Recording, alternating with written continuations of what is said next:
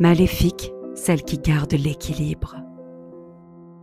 Avant les royaumes des hommes, bien avant les trônes et les batailles, il existait un lieu que l'on appelait l'Entremonde.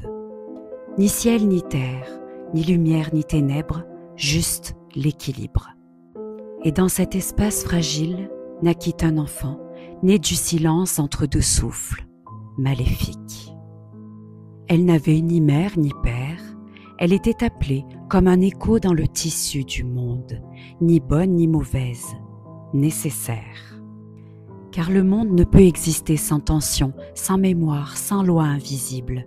Elle était la 13e, la gardienne, celle qu'on invoque sans vouloir la voir. Elle grandit seule dans une forêt où les arbres parlaient. Ses ailes sombres, comme les nuages avant l'orage, lui permettaient de survoler les royaumes sans jamais les toucher. Elle observait les hommes, leurs fêtes, leurs guerres, leurs promesses jamais tenues. Et dans le creux de son cœur, elle sentait le monde pencher. Chaque fois qu'un roi mentait, elle entendait un arbre tomber. Chaque fois qu'on sacrifiait une fée pour faire taire les anciens rites, elle sentait une brûlure dans le ciel. Elle n'intervenait pas, elle tenait l'équilibre, patiente, discrète, immuable. Mais ceux qu'on ignore s'assombrissent. Un jour, un jeune homme entra dans la forêt. Il ne savait pas qu'elle était sacrée. Il venait chercher le métal d'une étoile tombée pour en faire une épée. Mais il trouva Maléfique. Ce n'était pas ce qu'il attendait, pas douce, pas docile, pas faite pour plaire, mais il resta. Il revint chaque lune, il lui parla, il rit, il toucha ses ailes sans crainte, et dans le cœur de celle qui n'avait jamais été regardée, quelque chose fleurit.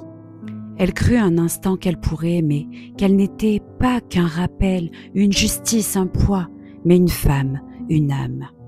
Il promit de revenir, de ne jamais parler d'elle, mais les hommes n'aiment pas ce qu'ils ne peuvent pas contrôler. Le roi avait promis la couronne à celui qui lui offrirait une relique ancienne, les ailes d'une fée.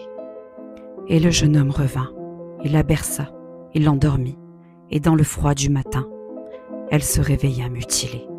Ses ailes arrachées, son cœur brisé, le silence total, et le monde pencha. Ce jour-là, Maléfique ne mourut pas. Elle changea. Elle brûla la forêt de l'intérieur, pas par rage, par nécessité. Elle redevint la gardienne, mais avec tendresse. Elle jeta des sorts, oui, elle dressa des murailles d'épines, mais elle ne tua pas, elle l'avertit. Quand la fille du traître naquit, elle ne lui souhaita pas la mort. Elle offrit un miroir, un sommeil, une épreuve, pour que le monde se souvienne de ce qu'il a oublié. La justice n'est pas vengeance, elle est mémoire. Et quand l'enfant grandit, quand elle ria, quand elle sourit à la fée noire au bord de sa chambre, Maléfique sentit en elle un battement nouveau. L'amour n'était pas mort, il s'était transformé. Pas celui qu'on attend, mais celui qui protège sans se montrer, celui qui guérit sans bruit. Ils l'ont appelée sorcière, ils l'ont peinte avec des flammes et des cornes, mais peu savent qu'elle veille encore, qu'à chaque trahison elle frissonne, qu'à chaque oubli elle pleure en silence, car Maléfique n'est pas le mal. Elle est ce qu'il reste quand l'amour est déformé, quand la vérité est cachée et quand la mémoire est rayée des livres. Si toi aussi tu as aimé cette histoire, n'oublie pas, commente, like, partage et abonne-toi. À bientôt.